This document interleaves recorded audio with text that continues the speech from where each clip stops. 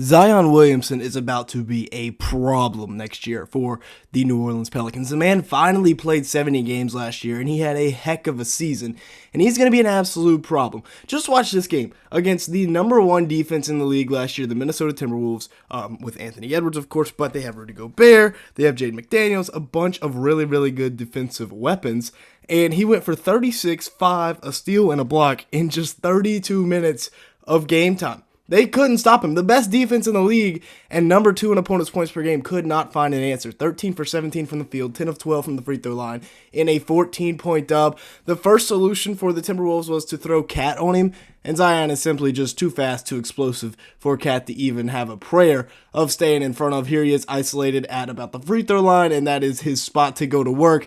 Gets the and one right there, and then he just comes away with a loose ball here, goes up, too explosive. One of the most explosive people I've ever watched play basketball. He's an absolute transition demon as well, knows how to get to his spot, and like I said, that twitch is just so explosive.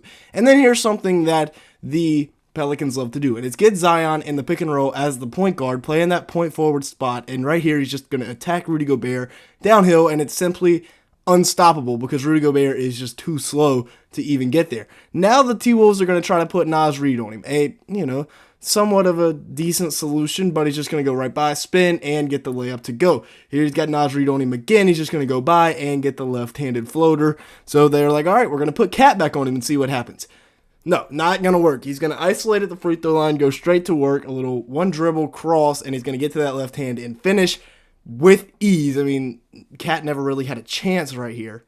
And that is something Zion is really, really good at, is getting downhill from that free throw line, a couple dribble moves, and he is just gone because bigs can't stay in front, and he just overpowers wings. Rudy Gobert, the 4-time decoy right there, and he just finishes right over him. And then here's what we're talking about. They try to go with Jaden McDaniels on him now at the free throw line, and he just straight bull rushes him right down the middle for the and one. 6'7", 285 pounds. He is a load to stop coming downhill. Poor Jaden McDaniels never even had a chance. He just puts his shoulder down.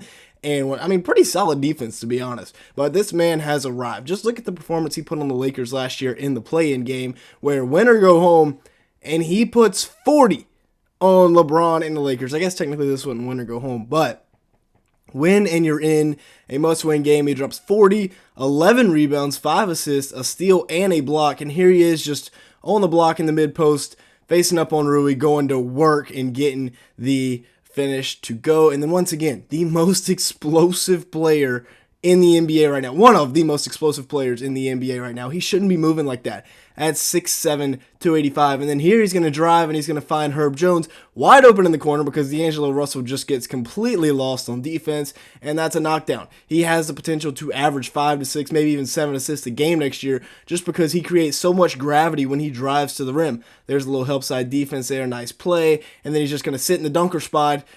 39-year-old LeBron can't get to that. 25-year-old Bron would have sent that into the third row, but 39-year-old Bron can't get to that. He's going to get downhill to the left hand and finish to go into halftime. And then once again, finding Herb here. All 10 eyes are on Zion here at the free throw line, and Herb's just going to slide corner and knock down the 3-ball. D'Lo doesn't get out there in time.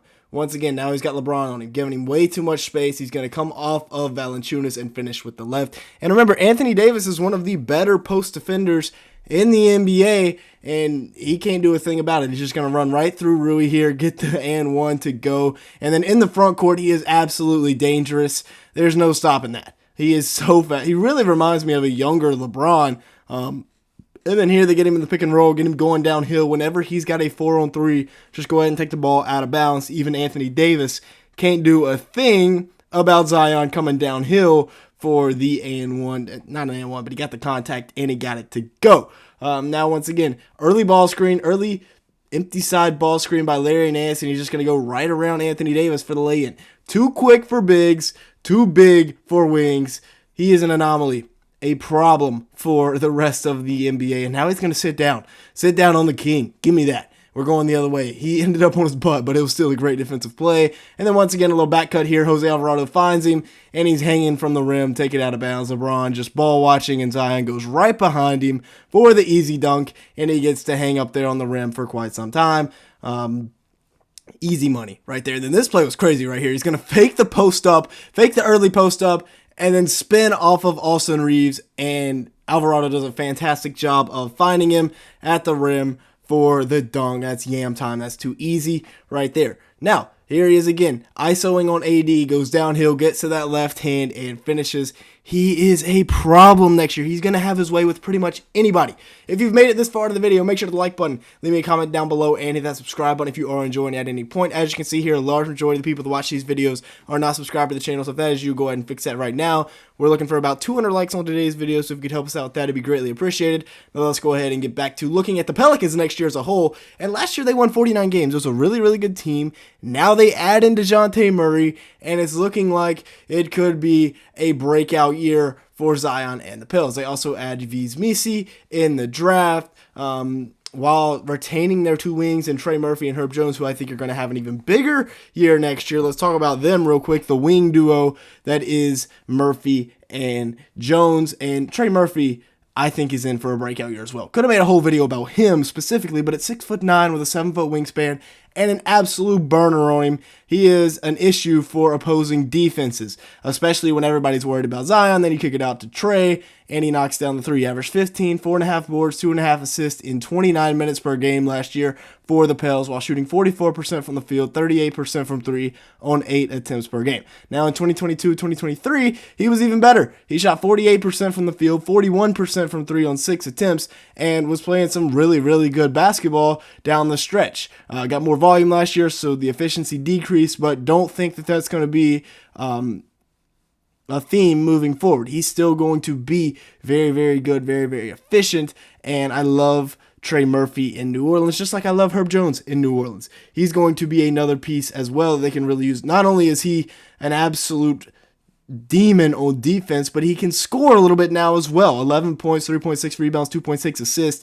A better version of Jaden McDaniels. Yes, I'm saying it. A better version of Jaden McDaniels, because he shoots 42% from three on the offensive side of the ball. Now, 34% from three the previous year was not good, but now he is a legit offensive weapon, shooting 50% from the field and 42% from three. All defensive first team last year, should be all defensive first team again next year. I mean, just look at this play right here. He's going to tag the roll guy in Ousmane Dieng and still recover to the kick out three, which is Shai Gilgeous-Alexander. That is textbook, and he's going to block it. I mean, you can't draw it up any better on the defensive side of the ball than that for Herb Jones right there. Defensively, he is a problem. It is tough to score. I feel bad for any ball handler that has to worry about Herb Jones on him. And this Pelicans defense was so good last year with Herb, Dyson Daniels, among other guys. Now they're bringing DeJounte Murray to help. And once again, just watch this play right here. He's going to help on Bagley and still get out to Ivy to contest this three. That is very, very good basketball right there. He's all defensive first team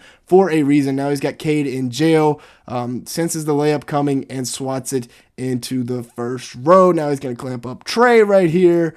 Don't know what you're doing. We're going the other way. 6'8" with a 7-foot wingspan. Ideal height weight for a defender in the modern NBA. And I mean, he's even clamping up Jokic right here. Now watch him guard another European, Luka Doncic, clamping him up as well. Overall, Zion and the Pels are going to be really, really good next year. Watch out. With that being said, that's going to be it for today's video. Thanks so much for watching. Make sure to like button and hit that subscribe button if you did enjoy at any point. And with all that being said, thanks so much for watching today's video.